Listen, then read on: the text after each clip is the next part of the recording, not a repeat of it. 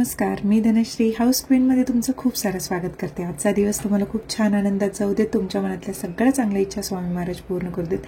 नेहमीप्रमाणे 4:30ला उठले, 5 पर्यंत माझं हायजीनचं काम आवरलं, चहा ठेवलेला आहे, दूध तापत ठेवलेलं आहे आणि दही सुद्धा अगदी छान लागलेलं आहे, कारण दररोज माझ्या जेवणामध्ये दही हे असतंच आणि सगळेजण आवडीने खातात। 6 वाजेपर्यंत घरातली जी कामं आहेत इन्क्लुडिंग साफसफाईची ही सगळं आवरलं, मस्तपैकी धून एक लावली मोबाईलमध्ये आणि त्याच्यानंतर मी निघाले जिमसाठी। आज सचिन येणार नव्हते जिमला, त्यामुळे मी एकटीच चालले होते। 6:30ला मी जिमसाठी निघते, कारण जेवढ्या लवकर मी जिम आवरेन तेवढ्या लवकर माझी बाकीची कामं आवरतील। तर माझं मेनली मोटिव्ह हा असतो जिमला लवकर जाण्याचा, कारण दिवसाची सुरुवात एक्सरसाइजने खूप छान होते आणि त्याच्यामुळे मला खूप फ्रेश वाटतं। मी नाईट पर्सन नाही आहे, मॉर्निंग पर्सन आहे। मला रात्री 10:30ला झोप लागतेच आणि सकाळी तुम्ही 3 वाजता उठ, 3:30 वाजता उठ म्हटलं तरी मी उठायला तयार असते, कारण खूप फ्रेश असं वाटतं। नेहमी तुम्ही विचारताना पॉझिटिव्ह कशी राहते किंवा फ्रेश कशी राहते, तर हे रिझन आहे। जेवढ्या लवकर उठेन तेवढ्या लवकर मस्त पॉझिटिव्ह राहीन। मी कधीही अजूनपर्यंत 10 झोपलेली नाही आहे, माहेरी सुद्धा गेल्यानंतर मला लवकर जाग येते। त्याच्यामुळे जास्तीत जास्त आतापर्यंत मी 8:30 पर्यंत झोपले असेल, एखादा दुसरा रविवार किंवा गावी, पण त्याच्याऐवजी नाही। त्यामुळे एवढं सगळं तरी मी नक्कीच पाळते। आज गुरुवार 8:30 वाजता आली आणि आल्यानंतर मग घरातली जी बाकीची काम होती, साफसफाई आणि हे त्या गोष्टी करायला स्टार्ट केल्या।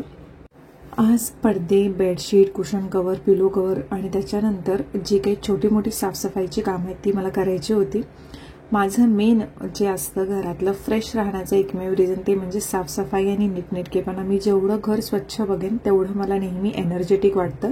घर स्वच्छ ठेवण्याप्रमाणेच मी स्वतःची देखील तितकीच काळजी घेते आणि सध्या तरी स्किन सेल्स, स्ट्रेस आणि फ्री रॅडिकल्स स्किनला डल आणि डिहायड्रेटेड बनवतात। इम्पॉर्टंट आहे आपल्याला की अगदी अँटीऑक्सिडंट रिच प्रोडक्ट आपण चेहऱ्यावरती, स्किनवरती अप्लाय केले पाहिजेत, आपली स्किन ब्राईटर होण्यासाठी आणि हायड्रेटेड होण्यासाठी आणि त्यासोबतच नॅचरल ग्लो आणि इव्हन टोन स्किन राहण्यासाठी। माझ्या स्किन केअरमध्ये व्हिटॅमिन सीचा खूप मोठा हात आहे। Himalaya brightening vitamin C orange face serum, ज्याच्यामध्ये 10x niacinamide, 5x vitamin C आणि ऑरेंजची पॉवर आहे।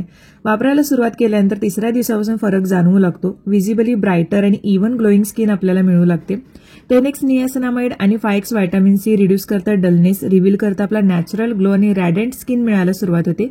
याच्यामध्ये सायन्स आणि नेचरचं मिलाप आहे। व्हिटॅमिन सी आणि नियासिनामाइड सायन्स पासून घेतलेलं आहे आणि नेचरपासून ऑरेंज। 2 ते 3 ड्रॉप्स अशा प्रकारे चेहऱ्यावरती अप्लाय करायचे आणि त्याच्यानंतर म्हणजे एकदा ते 2दा वापरलं तरी चालतं तुमच्या कन्व्हिनियन्सनुसार। आणि सर्क्युलर मोशनमध्ये अपवर्ड डिरेक्शनला अशा प्रकारे मी जे सिरम आहे ते चेहऱ्यामध्ये, स्किनमध्ये मुरवून घेते। माझ्या स्किनमधला विजिबल डिफरन्स तुम्ही बघू शकता। हे प्रोडक्ट जे आहे ते तुम्हाला नायका, अमेझॉन, फ्लिपकार्ट आणि हिमालयाच्या ऑफिशियल वेबसाईट व ॲपवरती मिळून जाईल। डिस्क्रिप्शनमध्ये मी लिंक दिलेली आहे, ते चेकआउट नक्की करा। सिरम जेव्हा लावतो त्याच्यानंतर ते एक ॲक्टिव्ह इन्ग्रेडियंट आहे आणि त्याच्यानंतर आपल्याला सनस्क्रीन लावणं खूप गरजेचं आहे आपल्या चेहऱ्यासाठी, तर सनस्क्रीन विसरायचं नाही। सिरम, मॉइश्चरायझर आणि त्याच्यानंतर सनस्क्रीन। इथे मी माझं स्किन केअर जे आहे ते आवरलेलं आहे। आता घराचं सुद्धा बघूयात, कारण आपण स्वतःला जेवढं नीटनेटकाने छान ठेवतो तसंच घराला देखील करणं गरजेचं आहे ना। चला स्टार्ट करूयात आता कामाला। कपडे वगैरे सुकत घातले आणि त्याच्यानंतर जेवणाची वेळ झाली। 11, 11:30च्या दरम्यान जेवण होतं। आज शेवभाजी केली होती, वरण होतं। आरव आला ट्युशनवरून, त्यानंतर त्याला आधी देण्यासाठी घेतलं। 11:15चा टायमिंग होत आला होता। नाचणी, त्याच्यानंतर ज्वारी आणि तांदूळ मिक्स अशी भाकरी आता सध्या आहे आणि हे दही लावलेलं घेते आहे मी ताटामध्ये। त्याच्यामुळे पाचन खूप चांगलं होतं आणि माझं वजन जे आहे ते कमी व्हायची खूप मदत होते। एक भाकरी, थोडासा भात मला बास होतो आणि जास्त जर खाल्लं तर मला सुस्ती येते। माझं जेवण खूप कमी आहे, आधीपासूनच मी जेवण कमी केलेलं नाही आहे, पण काही प्रमाण ठरवलेलं आहे की कोणतं कधी खायचं आणि त्यामुळे माझी एनर्जी सुद्धा राहते। आज मला खूप काम होतं वरच्या रूममध्ये, का ते मी तुम्हाला आधीच्या व्हिडिओमध्ये सांगितलंच होतं। ही काही ज्वेलरी मला गिफ्ट आली होती, मला माझ्या जवळच्या एका व्यक्तीने पाठवलेली होती, ती तुम्हाला आता मी दाखवली। आणि आज वॉशिंग मशीन जी आहे ती क्लीन करायची, त्यासाठीच्या ज्या टॅबलेट्स आहेत त्या मी घेऊन आले होते। कपडे सुकत टाकलेले आहेत आणि आता कसं थोडंसं गरमी पण आहे, थोडी थंडी पण आहे, त्याच्यामुळे लवकर सुकतात। आज मला सगळे बेडशीट पण धुवायला टाकायचे होतं, त्याच्यामुळे सगळीच कामं करायला घेतली होती मी, कारण उद्या जे आहे फर्निचर यायचं होतं। कदाचित हा व्हिडिओ तुम्ही लेटही बघत असाल, त्याच्यामुळे ते फर्निचर आलं सुद्धा असेल। हे सगळे जे पिलो कवर्स होते तर ते मी मशीनमध्ये टाकायला घेतले आणि तेव्हा माझ्या लक्षात आलं की मशीनचं जे लिक्विड आहे तर ते संपलेलं आहे। मग जेवढं त्याच्यामध्ये असेल तेवढं म्हटलं ते मशीनमध्ये रिकामी होत म्हणून ते उभं करून तसंच ठेवलं आणि जे बाकीचे कपडे होते ते बुट्टीमध्ये तसेच ठेवले. आज आरवला स्कूलला सोडून आल्यानंतर घरचं बाकीचं आवरल्यानंतर बाबांना म्हटलं की तुम्ही आज खालीच झोपा आणि मला वरती सगळं आवरायचं आहे, म्हणजे काही कपाटीने रिकामी करायची आहेत आणि क्लीन करायच्यात, कुठल्या कुठल्या वस्तू कुठे कुठे ठेवलेल्या आहेत हे सगळं बघायचं आहे. मध्ये मध्ये झाडू मारावा लागतो, क्लीन करावं लागतं, नाहीतर मग धूळ साचते. जरी हवा नसली तरी धूळ ही तर सगळीकडे आहेच. वरचं जेवढं गरजेचं काम होतं तेवढं मी केलं, कारण काही गोष्टी क्लिअर करायच्या होत्या, काही गोष्टी रिकामी करायच्या होत्या, त्या तेवढ्या केल्या. आणि त्याच्यानंतर मग मी खालच्या रूममध्ये आले. किचनमध्ये आल्यानंतर मला दही लावायचं होतं, तर दही जे विरजण होतं ते थोडंसं फेटून मी लावलं, दूध गरम करायला ठेवलं आणि वरण सुद्धा जे होतं तेही गरम करायला ठेवलं. आजच्या दिवशी करायची होती भेंडीची भाजी. शक्यतो भाज्या वेगवेगळ्या आणते. आरवच्या स्कूलच्या इथे भाज्या खूप छान मिळतात, त्याच्यामुळे व्हरायटी असते भाज्यांची. दररोज मी ज्या त्या सीझननुसार आणते, त्यामुळे आपल्या शरीराला सुद्धा त्या खूप उपयोगी पडतात. सध्या वाटाणा, गाजर यांची चलते. गाजर हलवा करणं, गाजराचा रायता किंवा वाटाण्याचे प्रकार करणं घरात सुरू आहे. इन्स्टामार्टवरून मी मशीनचं लिक्विड जे आहे ते मागवलं होतं, तर मशीनला मी पडदे जे होते ते सगळे लावले. आरवला आज मी त्याचं कपाट जे आहे ते सेट करायला सांगितलेलं, त्याच्यामुळे त्याला म्हटलं की तुझ्या कपाटात जुन्यात जे जे सगळं सामान असेल ते बाजूला काढ, नको असलेले बाजूला ठेव आणि जे तुझं नेहमीच असतं ते कडेला ठेव. तर तुम्हाला इथे दिसेल जास्त करून मेन जे कलर आणि त्याच्यानंतर ड्रॉइंग बुक, ह्या सगळ्या बुक त्याच्याकडे जास्त आहेत. बाकी स्कूलच्या बुक ह्या स्कूलच्या बॅगमध्ये. त्याची स्कूलची बॅग खरंच खूप म्हणजे खूप जड आहे. मला जेव्हा मी उचलते तेव्हाच माझी पाठ दुखायला लागते. थोडा वेळ त्याने मला मदत केली, त्यानंतर तो अभ्यासाला खाली निघून गेला. त्यानंतर कपडे जे आहेत ते 2 दिवस खूप वेळ लागतोय सुकायला मळब आल्यामुळे, नाहीतर तसे सकाळी मी 7:30-8च्या दरम्यान ते सुकत टाकते. 3:30-4 पर्यंत म्हणजे चांगले सुकतात, पण आता 2-3 दिवस वेळ लागतोय. आता थोडीफार कामं माझी वाचलेली आहेत, त्यामुळे मी आता वही घेऊन बसते. अशा वेळेला जेव्हा मला असा शांत आणि निवांत वेळ मिळेल त्यामध्ये मी लिहून काढते की कोणते कोणते खर्च झालेले आहेत, नवीन गोष्टी काय करायच्या आहेत, त्याच्यानंतर ह्या आठवड्यात कोणतं ट्रॅव्हलिंग आहे का किंवा अजून काही गोष्टी घ्यायच्या आहेत का. मला लक्षात कधी कधी राहतं, कधी कधी राहत नाही. नोट्स करून ठेवते, त्याच्यामुळे ह्या सगळ्या गोष्टी करत राहते. कारण लिहून ठेवल्यामुळे नंतर लक्षात राहते की अरे हा ही गोष्ट करायची राहिली किंवा हे असं काही. त्यामुळे थोड्याफार गोष्टी नियोजन करता येतात मला, जसं की काही अपकमिंग प्रमोशन्स असतील किंवा कुठे काही अजून जायचं असेल, कुणी बोलावलं असेल. कारण कधी कधी नकळत गोष्टी सुटून जातात आणि लक्षात राहत नाहीत. त्याच्यासाठी कधी कधी काही जे शॉर्ट व्हिडिओ असतात तर त्यांचे स्क्रिप्ट दिलेल्या असतात, तर त्या लक्षात ठेवण्यासाठी लिहून काढाव्या लागतात प्रॉपर आपल्या भाषेमध्ये. कम्युनिटी पेजला मी प्रश्नोत्तरांच्या व्हिडिओसाठी एक प्रश्न टाकले होते, तर त्यातले खूप सारे प्रश्न असे कॉमन होते, तर तेही लिहून काढत होते, ज्याच्यामुळे दुसऱ्या दिवशी ब्लॉग करताना मला गडबड होणार नाही. ती थोडीशी कामं आवरून मग मी खाली आले तेव्हा कस्तुरी आली होती, त्याच्यामुळे दूध संपलेलं. त्यामुळे जे होतं ते दूध जे दही लावण्यासाठी घेतलं होतं तर तेच मी तिला दिलं. आणि त्याच्यानंतर परत मी इन्स्टामार्टवरून जेव्हा दूध मागवलं होतं तेव्हा ते दूध गरम करून एका वाटीमध्ये बाजूला काढून ठेवलं, कारण दही लावण्यासाठी आपण गरम दूध नाही वापरत, थोडं कोमट असलेलं वापरतो, त्यामुळे हे कडेला काढून ठेवलं. नंतर मला सोपं जाईल याच्यासाठी. भेंडीची भाजी झाली होती. मेन सगळ्याच भाज्या घरामध्ये असं मी म्हटलं केल्या जातात ना, आरवची सगळ्यात फेवरेट म्हटलं तर भेंडी आणि बटाटा. जेवण माझं फारसं नाही आहे. सगळ्यांना वाटतं की मी जेवण कमी केलं, पण तसं नाही. माझं जेवण अगोदरपासूनच कमी आहे.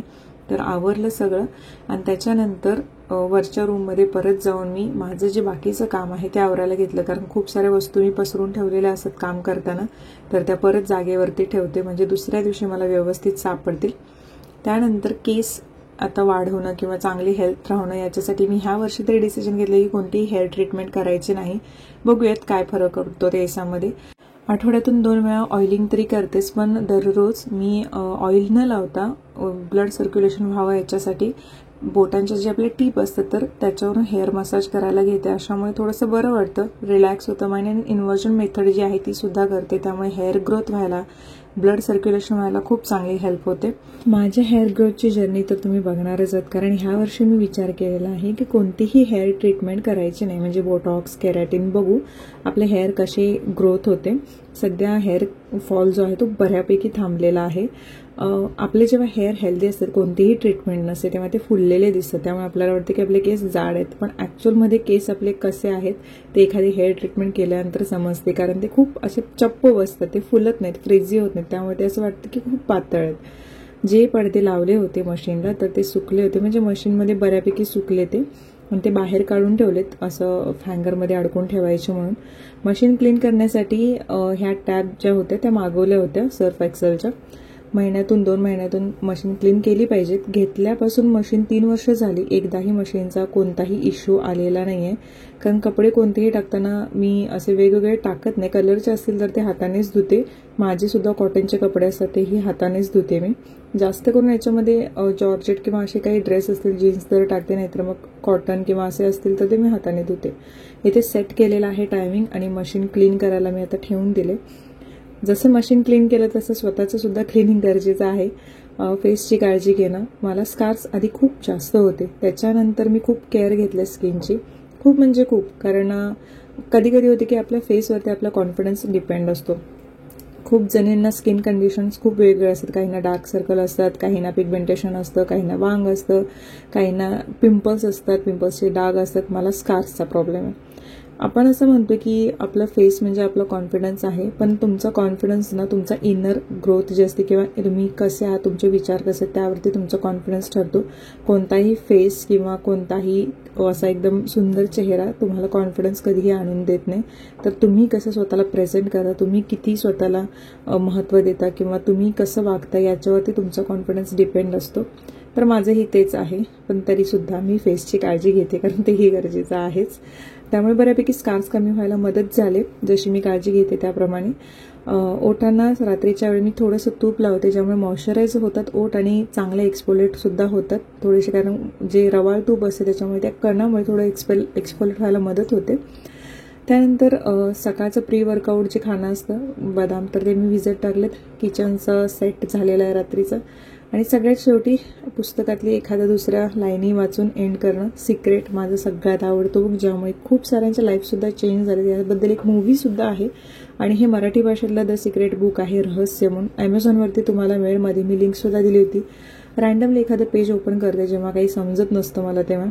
आणि बघा, कृतज्ञता हे पेज ओपन झालेलं आहे. एकतर इतकं भारी आहे ना हे बुक. आता हे जे पेज मी ओपन केलेलं आहे त्यामध्ये सुद्धा हेच सांगितलेलं आहे की सकाळी उठल्यानंतर आपण प्रत्येक गोष्टीसाठी ग्रॅटिट्यूड व्यक्त केला पाहिजे, धन्यवाद व्यक्त केलं पाहिजे. कारण दुसऱ्या दिवशी आपल्याला एवढं छान जग परत बघायला मिळणार आहे. आपलं लाईफ आहे, सगळ्या गोष्टी आपल्याला मिळालेल्या आहेत, चांगलं खाणं पिणं, आपलं शरीर सुदृढ आहे, जे काही गोष्टी आपल्याकडे आहेत त्या सगळ्या गोष्टीबद्दल कृतज्ञता व्यक्त करायला शिकलं पाहिजेत. कारण जेव्हा तुम्ही थँक्यू म्हणता तेव्हाच तुमच्याकडे थँक्यू म्हणण्यासाठी अजून गोष्टी येतात. जर प्रत्येक गोष्टीबद्दल तुम्ही जर मला हे नाही, माझ्याकडे ते नाही, माझं असंच आहे तसंच आहे म्हणत बसला ना, सगळ्या गोष्टी तशाच होतात. हेच ह्या बुकमध्ये आहे. ह्या बुकमधलं प्रत्येक पेज तुम्हाला नवीन नवीन गोष्टी विचार करायला भाग पडतं. फ्रिक्वेन्सी चांगल्या प्रक्षेपित करायला भाग पडतं आणि फ्रिक्वेन्सी किंवा व्हायब्रेशन्स जेव्हा आपल्या चांगल्या असतील तेव्हाच तशाच चांगल्या गोष्टी आपल्याकडे येतात. नक्की वाचा. प्रत्येकाने आयुष्यात एकदा तरी हे पुस्तक वाचावं. लाईफ चेंज करायला खूप महत्त्वाचं ठरतं. तर हे माझं रुटीन, नियोजन, ह्या सगळ्या गोष्टी बऱ्यापैकी वेगवेगळ्या असतात, पण आजच्या ज्या होत्या त्या मी तुमच्याशी शेअर केल्या. होप सो तुम्हाला आवडलं असेल. आवडलं तर नक्की लाईक करा.